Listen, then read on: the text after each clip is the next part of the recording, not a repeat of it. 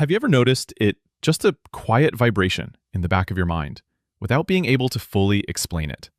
It is that strange confusion of feeling like you are falling, even when you are standing perfectly still in the middle of a room. You woke up 2 hours ago. The sun is high, the day has started for everyone else, but you are still anchored to your bed. You look at your hands, then at your list, and realize you haven't tackled a single task. The weight of nothing is already too heavy. Your heart is racing, your breath is shallow, and yet you feel like you have just finished a grueling, invisible marathon. It is a heavy, hollow kind of exhaustion. Not a lack of sleep, but a lack of soul. A black hole growing where your energy used to be. It is the kind of fatigue that sleep doesn't seem to touch. You could rest for 1,000 years and still wake up feeling empty. At first, your mind looks for a culprit. You call it laziness. You look in the mirror and see someone who has simply given up. You whisper to yourself that you are just unmotivated, while you stare at your internal battery flashing a final, desperate red. But the truth is much quieter than a failure of will.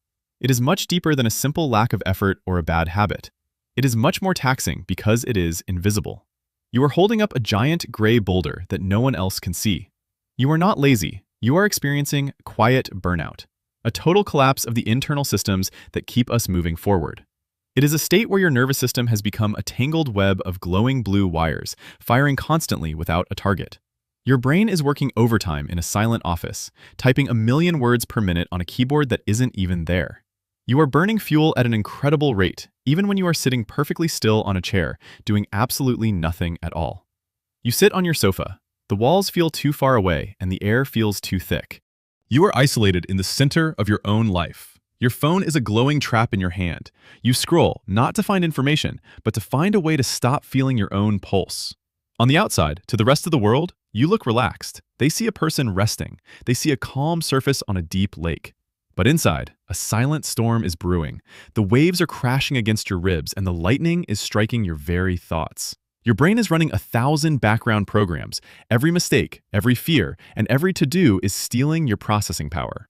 The email you didn't send becomes a ghost that follows you from room to room, whispering about your failures in the dark. You see the faces of people you think you have disappointed. You carry their judgment like a physical weight on your shoulders. You keep reaching for the perfect version of yourself, the one who is happy, fast, and always knows exactly what to do next. But that version of you is made of sand. It slips through your fingers every time you try to hold on to it or become it. You aren't resting at all. You are holding. Every muscle is tight. Every thought is braced for a blow that hasn't come yet. You are holding your breath, as if the world will fall apart the moment you exhale. You are waiting for the other shoe to drop. You are holding your posture like a wooden statue, afraid that if you move, you will finally crack into 1,000 pieces. You are carrying a mental weight so immense it feels like a mountain, while you try to walk across a thin, swaying tightrope. Real rest requires a sense of safety. It requires a world that tells you it is okay to stop. But you don't hear that voice. Your mind has forgotten the language of peace. It has lost the map to the place where silence actually feels good. Now, the quiet feels like a forest of grasping hands. Every pause is a chance for your anxiety to finally catch up with you. Psychologically, this isn't about your to-do list or your boss. It is a fundamental glitch in how you perceive your own existence. It is about your internal baseline. The rhythm you set for yourself when the rest of the world is too loud to hear. We were raised in a world that equates visibility with value. If you aren't being seen, the world tells you that you don't exist. We mistake speed for success and busyness for meaning, until our nervous systems lose the ability to differentiate the two. And so, your brain begins to equate stillness with danger. If you aren't moving, you are a target. If you aren't producing, you are failing. Your eyes turn into radar dishes, scanning a dark horizon for a threat that was actually born inside your own mind. When you aren't producing, the silence is a mirror, and that mirror shows you a version of yourself you aren't ready to face. Your brain triggers an ancient survival response. It is the same adrenaline that helped your ancestors run from a tiger in the grass. But there is no tiger. There is only a telescope looking at a peaceful city, and a mind that is convinced it sees monsters. You are surrounded by ghosts, social expectations, and existential doubts that mask themselves as responsibilities you cannot fulfill. So believe me when I say, you aren't doing nothing. You are fighting a war that requires every ounce of your energy to survive. You are stuck in hypervigilance, a cage made of glass where every blink feels like a micro-decision you aren't qualified to make. Your body is burning fuel like a steam engine, even while you are sitting in a quiet room, because you are constantly on fire. You are staying ready for a crisis. You are wearing a helmet and holding a sword, waiting for an army to appear on the horizon. But the horizon is empty. The crisis is not a storm in the sky. It is a storm that has already happened inside your nervous system. Like a bridge generation, you are standing between two worlds, one foot in the analog past and one in the digital future. You learned to switch codes. You speak the language of the machine, but your heart still beats with the rhythm of the old world. You've become a master of adaptation, changing your skin, your voice, and your life to fit into a world that never stops moving. You are caught on a wheel that spins between performance and total collapse. There is no middle ground left for you to stand on. You skipped the most important part of being human. You skipped the space between the platforms. You skipped the silence. Being.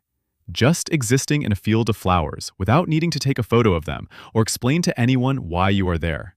You've become so adaptable to stress that it has become your air. You breathe it in and out, not knowing it's poisonous. You are sitting at your desk and the water is rising past your chin, but you keep typing because you don't know how to swim. You absorb the strain quietly. You turn gray and heavy, like a sponge soaked in ink, waiting for someone to squeeze you out. You became low maintenance to everyone else. You are the one who is fine. You are the one who doesn't need any help at all. While inside, you are a high-pressure cooker. The steam is whistling and the lid is rattling, and the explosion is only a matter of time. The cost of this is displacement.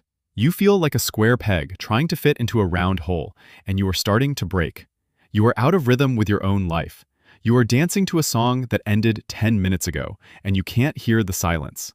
The irony is that we try to cure this emptiness with more input, more data, more videos, more noise to drown out the quiet. We scroll through our phones until our thumbs ache, hoping to find a piece of rest in a web that was designed to catch us. But every swipe is a micro-decision. Every image is a new weight. Your brain is a fork in the road with 1,000 paths.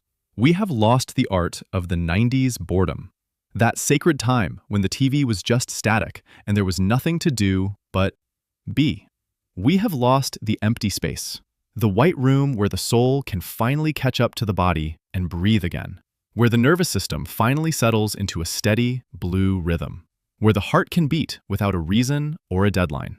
You don't need another productivity hack. You don't need more candles, yoga mats, or journals.